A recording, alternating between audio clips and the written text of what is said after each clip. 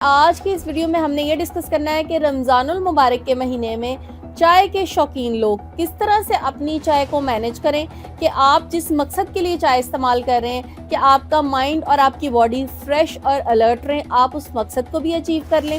اور آپ اس کے کسی نقصان سے بھی بچیں رہیں۔ اچھا، اس پہ بات کرنے سے پہلے سب سے پہلے میں جو بھی اپنی ویڈیو بناتی ہوں میرے ویورز کو یہ پتہ ہے کہ میں آپ کو کہتی ہوں کہ بہت زیادہ ڈیٹیل نہیں، لیکن ہر چیز کی تھوڑی سی سائنس، تھوڑی سی حقیقت آپ کو پتہ ہونا ضروری ہے۔ اس سے یہ فائدہ ہوتا ہے کہ آپ یہ سمجھ سکتے ہیں کہ اس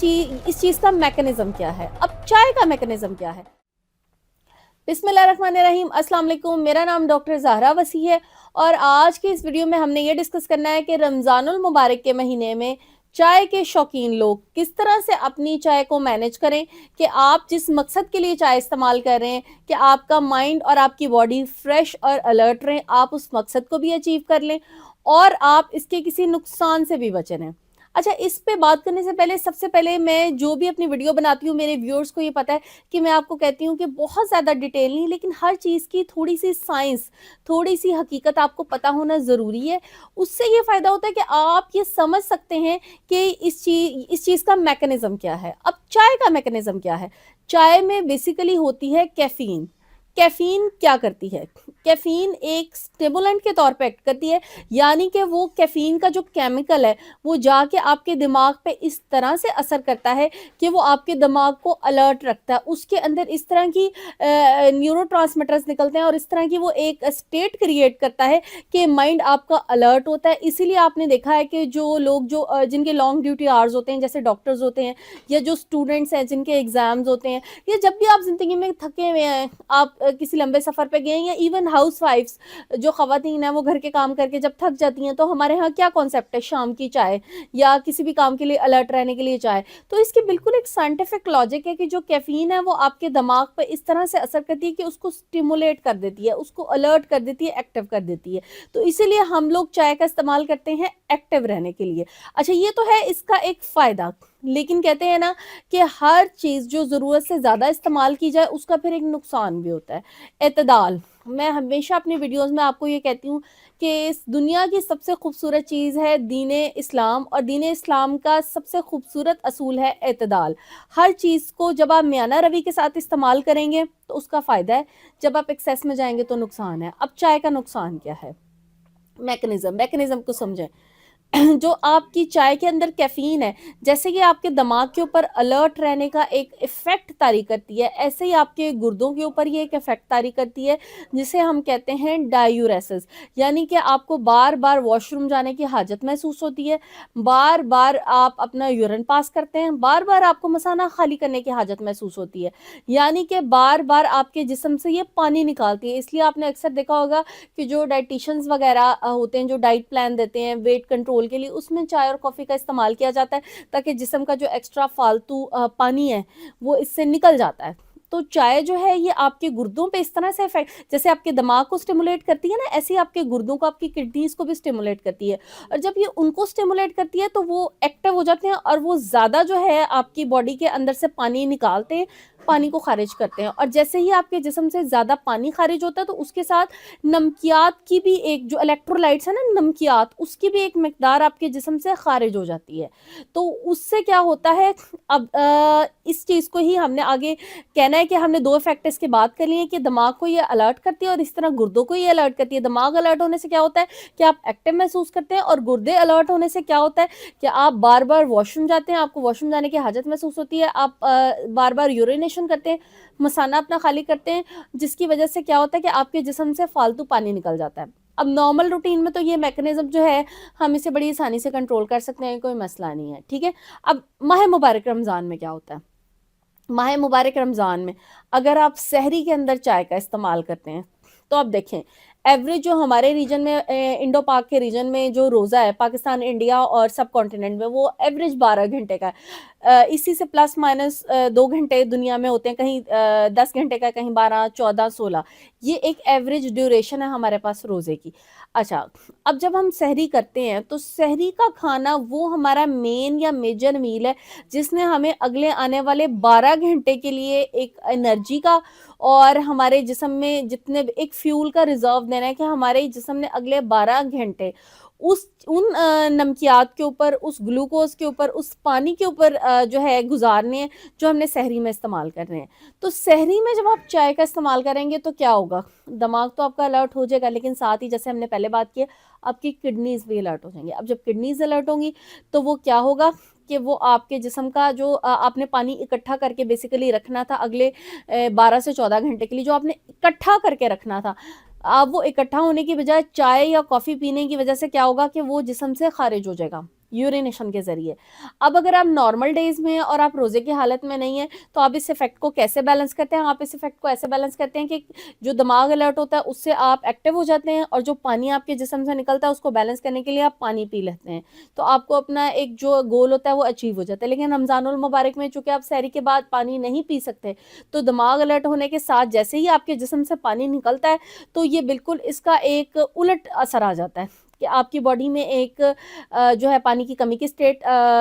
کریٹ ہو جاتی ہے، نمکیات خارج ہو جاتی ہیں، پانی خارج ہو جاتا ہے، اور ڈی ہائیڈریشن کی وجہ سے آپ کمزوری محسوس کرنے لگ جاتے ہیں. یعنی کہ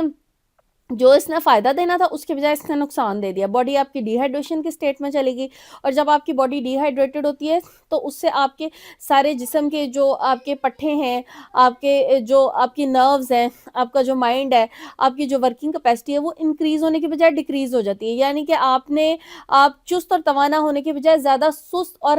نکاہت اور کاہل محسوس کریں گے. کیونکہ آپ کی باڈی سے تمام کا تمام جو ہے پانی خارج ہو گیا. تو سحری کی اگر آپ بات کریں تو اٹس اے بگ نو. سحری میں آپ نے کوئی بھی کیفینیٹڈ ڈرنک یعنی کہ چائے یا کافی کا استعمال نہیں کرنا. اچھا، اب بات کرتے ہیں افطار کی.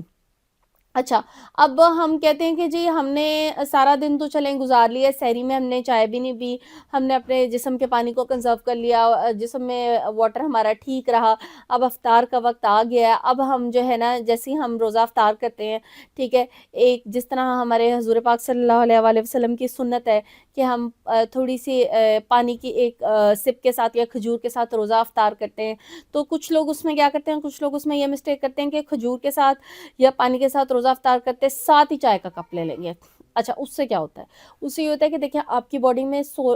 12 سے 14 گھنٹے کی ایک فاسٹنگ کی سٹیٹ تھی، آپ کا جسم خالی ہے، گلوکوز کا جو آپ کا ریزرو ہے، جو گلوکوز تھا آپ کی باڈی میں وہ ختم ہو چکا ہے. جو آپ نے پانی اور نمکیات اکٹھا کر کے رکھے تھے 12 سے 14 گھنٹے، سحری میں تو چلے آپ نے بچا لیے چائے نہ پی کے، اب وہ تقریباً وقت زیادہ گزرنے کی وجہ سے 12-14 گھنٹے گزرنے کی وجہ سے بالکل اینڈ پہ آیا ہوا ہے، اور جیسے ہی آپ روزہ افطار کرتے ہیں ساتھ ہی آپ چائے پی لیتے ہیں. پھر کیا ہوگا؟ پھر ایک دم سے آپ کے معدے میں تیزابیت کی سٹیٹ ہوگی، معدے میں آپ کے گیسٹرک ایسڈ بہت زیادہ پروڈیوس ہوگا، اور ساتھ ہی جو ہے نا پھر وہی بات ہے کہ باڈی آلریڈی ایک ڈی ہائیڈریٹڈ سٹیٹ میں، جو تھوڑا بہت پانی اس میں رہ گیا تھا آپ نے فوراً سے چائے پی کے اس کو اور ڈی ہائیڈریشن کی سٹیٹ کی طرف بھیج دیا ہے. تو جب آپ افطار میں کھجور کے بالکل ساتھ چائے لے لیتے ہیں، یہ بھی آپ اپنے ساتھ ایک ظلم کرتے ہیں،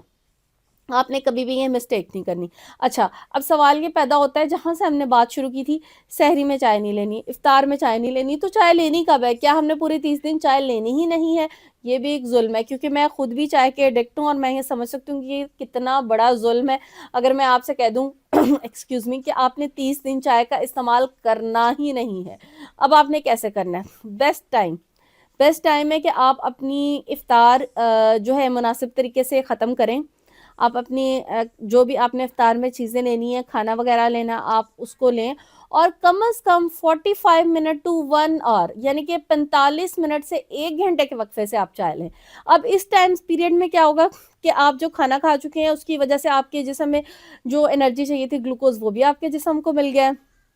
جو پانی آپ کی باڈی میں ختم ہوا تھا، ڈی ہائیڈریشن، وہ بھی آپ کی باڈی نے اپنے آپ کو ری ہائیڈریٹ کر لیا. جو نمکیات کی کمی تھی وہ بھی آپ کے جسم نے جو ہے اپنے آپ کو بیلنس کر لیا. اب آپ ایک پراپر ایک اچھی انرجائزڈ فارم میں اب آپ اپنی باڈی کی وہ ڈیمانڈ پوری کر سکتے ہیں جس کے لیے آپ کی کریونگ ہو رہی ہے کیفین کی. اب آپ چائے لے سکتے ہیں. یعنی کہ افطار کے 1 گھنٹے کے بعد چائے لینے کا کوئی نقصان نہیں ہے، بلکہ آپ اپنی کریونگ کو بہت اچھے طریقے سے سیٹسفائی کر سکتے ہیں. اور جن لوگوں کو کیفین وڈرول ہیڈیکس کا مسئلہ ہے، جیسے مجھے خود ہے، کیفین نہ ہونے کی وجہ سے جو سر درد ہو رہی ہے، وہ بڑی اچھی طریقے سے آپ اس کو مینیج کر سکتے ہیں. تو بیسٹ ٹائم کیا ہے؟ افطار کے 1 گھنٹے بعد. اور اگر آپ دوبارہ سے جیسے اپنے نوافل وغیرہ میں مصروف ہو جاتے ہیں، قرآن پاک پڑھتے ہیں، عشاء کی نماز کے بعد تراویحیں وغیرہ پڑھتے ہیں، اور اس کے بعد دوبارہ چائے لینا چاہتے ہیں، تو یہ بھی ایک آپشن ہے. لیکن اس میں ایک چیز کا خیال رکھیے گا کہ جو چائے ہے جیسے میں نے شروع میں بھی کہا کہ یہ برین اسٹیمولنٹ ہے، تو اگر آپ نوافل وغیرہ کے بعد تراویح کی نماز کے بعد 10-11 بجے چائے لینا چاہتے ہیں